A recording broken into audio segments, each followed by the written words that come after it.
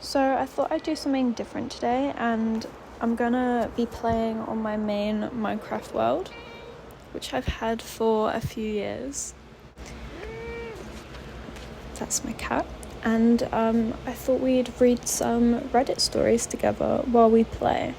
If you're wondering what I'm doing in my world, I'm just doing a few things, building, and mostly I'm gonna go mining.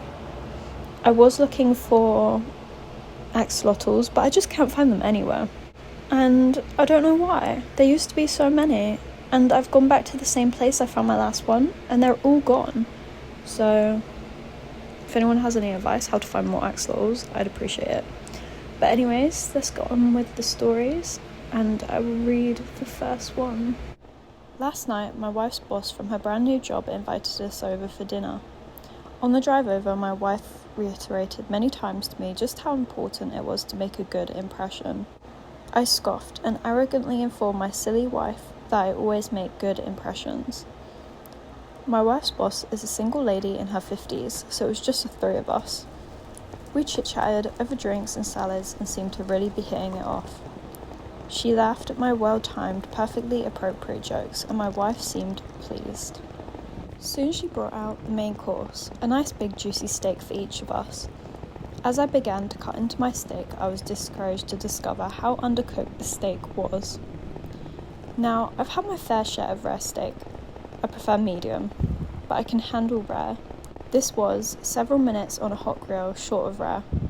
I probably could have resurrected the cow had I tried. Instead, I sat there fidgeting with my knife and fork, worrying about how I was going to get away with not eating the steak. Claim veganism? No. I'd already feigned great enthusiasm upon seeing the steak. Just then, our hostess excused herself to the kitchen to take care of some dessert preparations. As I looked across the fancy dining room table at the open window of this third-story apartment, a cartoon light bulb appeared over my head. I knew I had to be decisive, realizing that she could return at any moment. I committed. I grabbed the steak with my hand, gently shook off the juice, and executed a perfect throw right through the center of the open window. Here's the big time F-up. The window wasn't open. It was the cleanest freaking window you've ever seen in your life. That is, until my mostly raw slab of steak slammed up against it and slowly slid down, leaving a trail of bloody juice in its wake. My wife, whose steak was a nice medium rare and was unaware of my predicament, turned, jaw dropped, and stared at me like I was an alien from another planet. This look then slowly morphed into more of a "there is no place on this planet you can ever hide from me" expression of demonic anger. My wife's boss heard the thud of steak on window impact and came quickly. She took in the scene, the steak sitting on the windowsill, the blood trail, my empty plate, and then gave me an exquisitive, puzzled look. I just didn't know what to say. It felt like a minute of silence, but it was probably 3 or 4 seconds. Finally, the best I could manage was, I'm so sorry. I'm such a klutz. I didn't know. I was just cutting it and it slipped. Just ask my wife. I really am a klutz. Right, honey? No help coming from that direction. I'll clean this up. I can't believe this. I'm so sorry. Etc., etc. Both women continued to stare at me like I had escaped from the loony bin. As I smeared the blood around the window with my cloth napkin, dusted off the steak, and continued to mutter my incoherent explanation, I knew no one was buying the story. I knew what I had to do. I sheepishly returned to my seat and proceeded to eat every bite of that disgusting, cold, chewy, bloody raw steak. I remained pretty quiet the rest of the evening. My wife's only 2 words to me since the incident are, "I'm fine." Well, that poor guy, he just wanted a medium steak, not rare. So I've actually just found the wife's version of the story, and I feel like I have to read that one too. So this actually took place a couple of years ago. I had just gotten a brand new job that I was really excited about. So I was delighted when my boss, who I had been trying to establish a rapport with, invited me and my husband over to her home for dinner. Well, mostly delighted. My husband is Well, he's the sweetest, but he has a history of doing really dumb stuff. Because of this, I was worried about him coming along. By the time the day of the dinner arrived, I had become so anxious about it that I actually floated the idea by my boss that I wasn't sure if he would be able to make it. She was clearly taken aback and responded, "Oh no, I really hope he can. I have a dinner for free all ready to go." Upon seeing her dismay, I assured her that I was sure he would find a way to be there. Well, we made it over to her apartment on time and things actually started out really, really well. It was actually just the three of us, which surprised me somewhat, but made me a little less concerned about my husband, as crowds really tend to bring out his unpredictability. I just started to finally relax and was a couple bites into my deliciously cooked steak when things took a horrible, horrible turn. My boss had just stepped into the kitchen to check on dessert when I noticed something odd out the corner of my eye. It was one of those things where you know something strange is happening in your peripheral, but you're not sure what. You have to look over and focus your gaze to really comprehend it. I look over at my husband and see him holding his steak in his hand, hovering it just an inch or two above his plate. Before I had a chance to fully comprehend what I was seeing and verbalize something that might have saved us all from the coming horror, he threw his steak, baseball style, across the room, straight into the dining room window. It hit the window, making a loud noise, and slowly slid down. Now my husband does dumb stuff, and I've really told you that, but he's not a crazy person. In this case, I was just dumbfounded and I couldn't believe my eyes. I couldn't wrap my head around what was going on. I stared at him with that must have been the most confused look and watched as he stared back at me, an expression of utter horror painted across his face. I couldn't make any sense of what was happening, but I also didn't have time to try. I heard the footsteps of my boss coming to see what the sound was. It suddenly sunk in that it didn't matter why he did what he did. He did it, and we were all about to come face to face with a very awkward situation. I could feel the anger flush through my face. For a brief moment I contemplated trying to help my husband get out of this. But no, this was his dumb bed, and he could lie in it. Not like there was any possible recovery anyway. My boss walks in and sees the steak lying on the windowsill. There's the most longest, awkward pause where we all just sit there frozen. My boss and I are staring at my husband, forcing the ball into his court. As the cringe just hangs in the air like an ocean fog, he finally managed to mutter some incoherent garbage about being a klutz and even tries to get me to back him up. I leave his ass out to dry in the deafening silence. He makes a poor attempt at cleaning the window and retrieves his steak. Mercifully, my boss asks me a question about work and we both dive eagerly into the conversation. We will resume the rest of the evening pretending that he isn't there, a sort of unspoken agreement, but all this is the only way to move forward. As soon as we got to the car, my husband turned into a nervous chatterbox trying to explain himself. Turns out, the dumbass didn't like the way his steak was cooked. Rare. And get this, he thought the window was open. My husband, ladies and gentlemen, tried to chuck his steak out a 3-story window. He thought that was a reasonable solution to being served an undercooked steak. A year or so later, my boss hosted a Christmas party for my company at her newly built home. My best friend Jenny was +1. This poor guy. In all fairness, he probably should have just maybe said that he wanted it cooked more or something, rather than throwing it out a window. But it's okay, I understand. People panic. So this next one's kind of like creepy vibes. In 2016, my boyfriend, now my husband, and I went camping in eastern Pennsylvania. The place we decided to stop for the night was primitive. Camping was free, no cell service, barely a road, etc. We did encounter 2 other people. They might not factor into what happened later at all, but they were creepy, so I'll describe them. The first was a woman who had her truck off to the side of the road. A little as we drove past, she had the hood open and seemed to be waiting for someone to stop and offer help. Usually my boyfriend had no problem helping someone, but he said this time something about her put him off.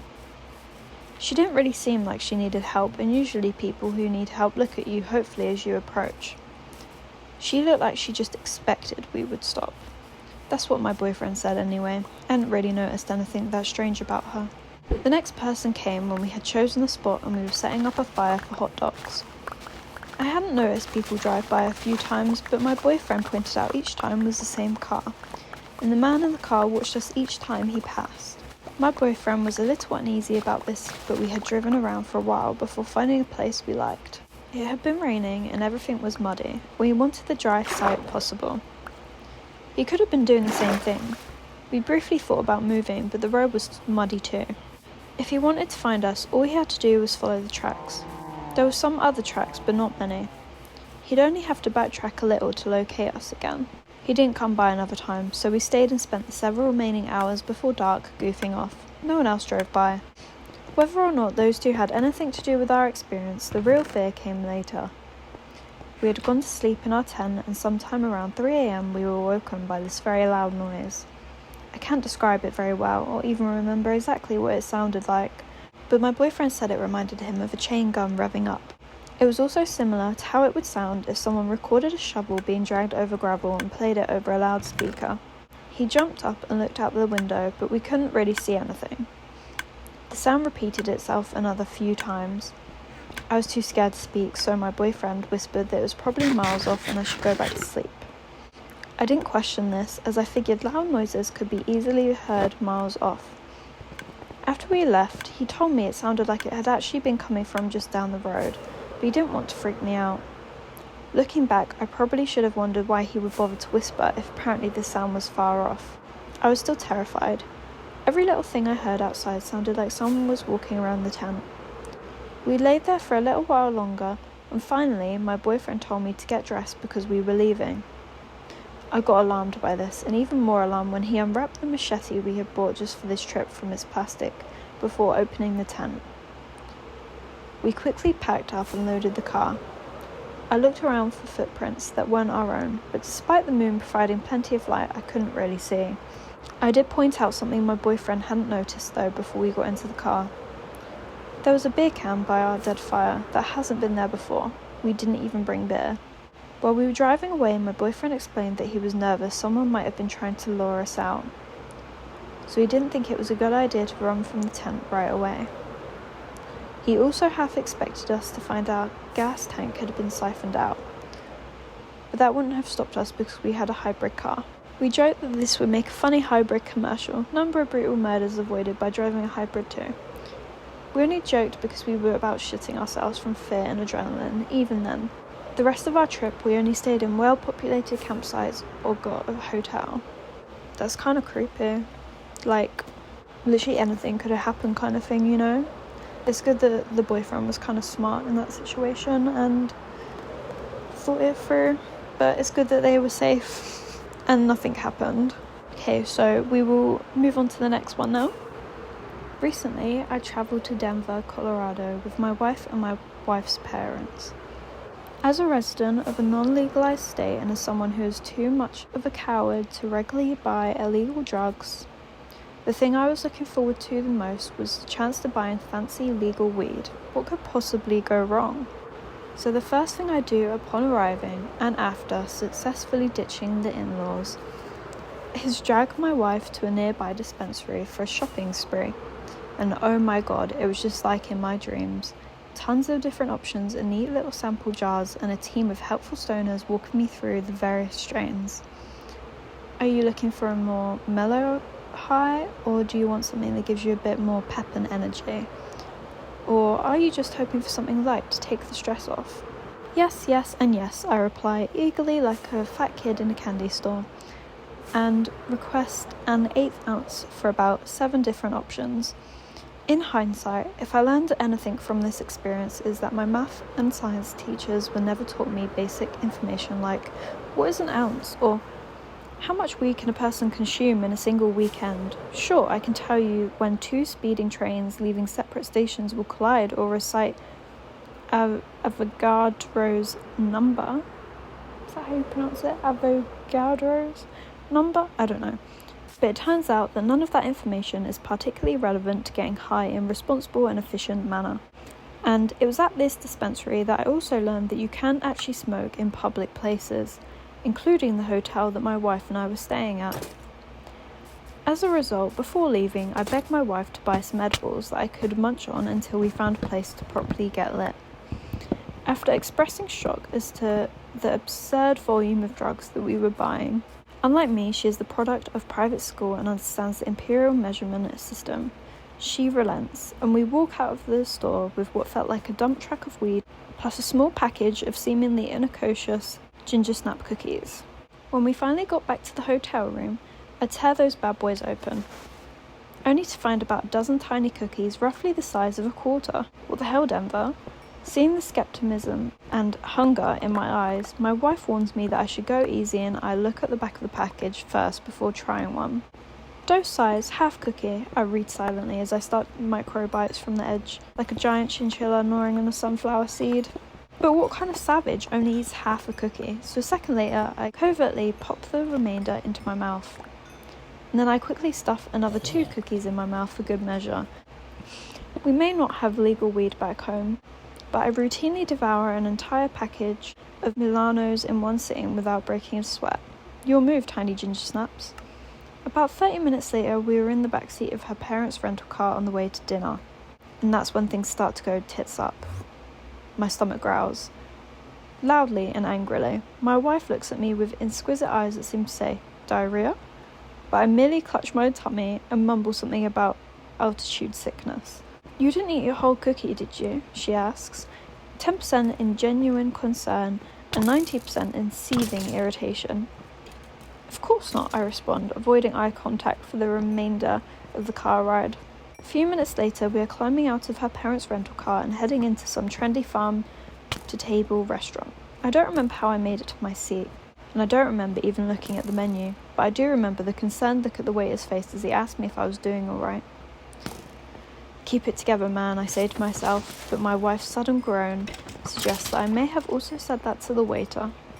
Things are going downhill fast. The waiter nods sympathetically, takes our order, and then heads to the next table. The moment he walks away, my wife is staring daggers at me. I start to worry that the jig is up. You're sweating from your entire face, she says with both pity and disgust. Not quite knowing what to do, I reach for my napkin and proceed to blot my cheeks, nose, neck, chin, and forehead. At this point, my wife's mum looks over at me with some concern. Are you alright? She asks kindly. Yeah, the food's just a bit spicy, I reply.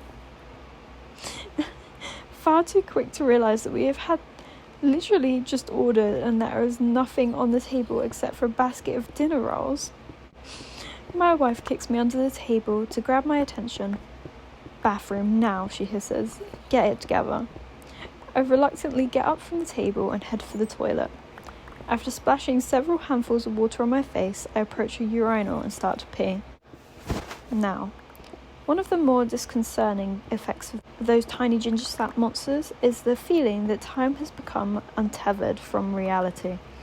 As I am peeing, I start to get the very unsettling feeling that I have been taking a piss for the better part of an hour, and that my wife must be pacing around the restaurant worried about me. But deep down, I know that is absurd. I've been peeing all my life, sometimes multiple times a day. I've probably taken more than 50,000 leaks, and it usually only takes about a minute at most. So given that my typical pee is more than 60 seconds, and given that it feels like I'm about halfway done, that means I've probably only been standing here about 30 seconds, right? But the guy at the urinal next to me doesn't respond, and instead starts shuffling away from me midstream like a startled penguin. I try to break eye contact. After finally finishing, I again splash some water on my face and return to my seat, making sure to apologise to the table for being gone such a long time, just in case my math was off. Next, I try briefly to engage in small talk with my wife's father, but I'm far too high to understand what either of us are saying. Not wanting to start laughing uncontrollably at the wrong moment, or really at any moment, I figure the safest idea is to nod my head periodically and drink a ton of water. Nothing cures mental fatigue like water, right? To my wife's horror, I stand up, grab my water glass and thrust it out to the waiter, who unfortunately is on the opposite side of the restaurant, but he turns out to be really cool, and after making his way over to our table, tells me that he'll do his best to keep me stocked up with ice water for the rest of the meal. He also helpfully suggests that if the dinner rolls aren't too spicy for me, I should probably eat 1 or 2 so that I'm not sitting there on an empty stomach. Smart man. However, after going through all of the bread on the table and 3 glasses of water, I start to get worried that I need actual food to offset the growing paranoia from those tiny ginger snap devils. Do you think I should flag down the waiter again? That's what's taking so long, I suggest helpfully to my wife. What? We literally just ordered 3 minutes ago. And at that exchange, my wife loses her cool. How many cookies did you eat? She demands. Whoa, easy there, Torquemada. Is that how you say it? Torquemada? I respond somewhat horrified at her outburst. I had a few cookies, but keep it down. I don't want your parents to know how effed up I am right now. Really? They are sitting 2 feet away from you. They know. I look up and for the first time notice both of my in-laws just staring at me for what literally felt like an eternity. As for part 2 of the story, there's a reason, or technically 3 delicious reasons why it was cut short. At that point, my wife's singular focus was on getting me out of the restaurant before I either puked all over the table or wet myself. Or an unsightly combination of both. So after a few two-handed waves goodbye to my in-laws, she rushed me to the door like a Secret Service agent evacuating the president. My night after that was a whirlwind of barfing and grovelling mixed with a few vain attempts at getting handsy back in the hotel room. But being the absolute awesome sweetie that she is, my wife stuck with me through the whole nightmare, whispering over and over in my ear, "Please don't die, we have a mortgage."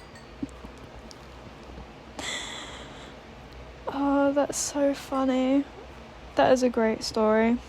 Takeaway from that story, don't eat too many edibles. I think we're on story 4 now.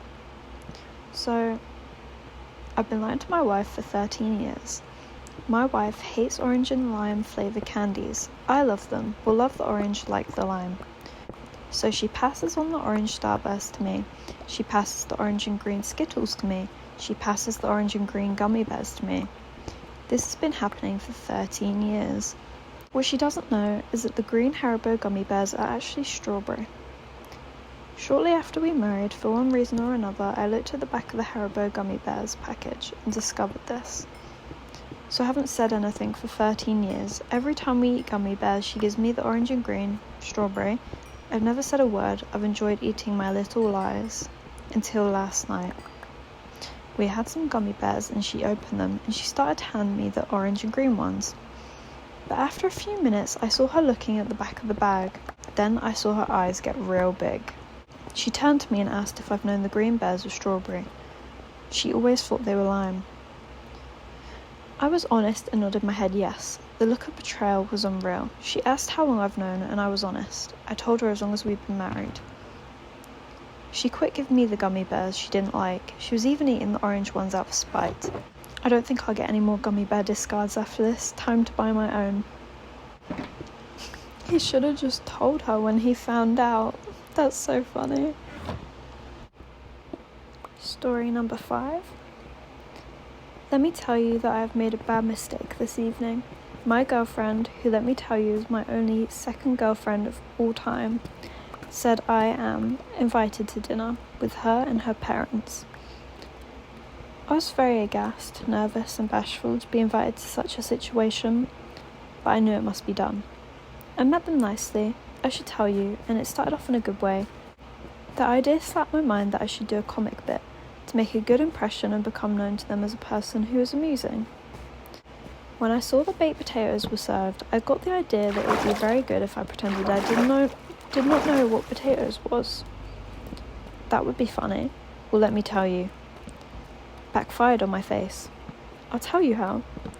So first, when the potato became on my plate, I acted very interesting. I showed an expression on my face so as to seem that I was confused, astounded, but in a restrained way, curious and interested.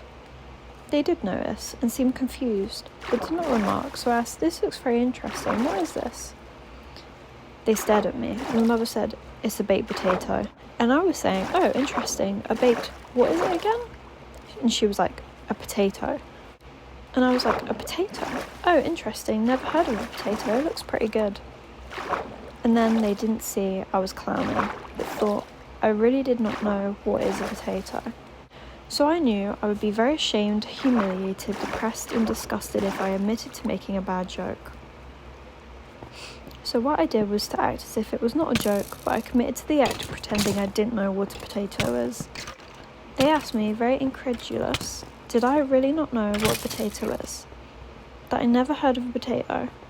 I went with it and told them yes, I did not ever even hear of a potato. Not only had I never eaten a potato, I had never heard the word potato.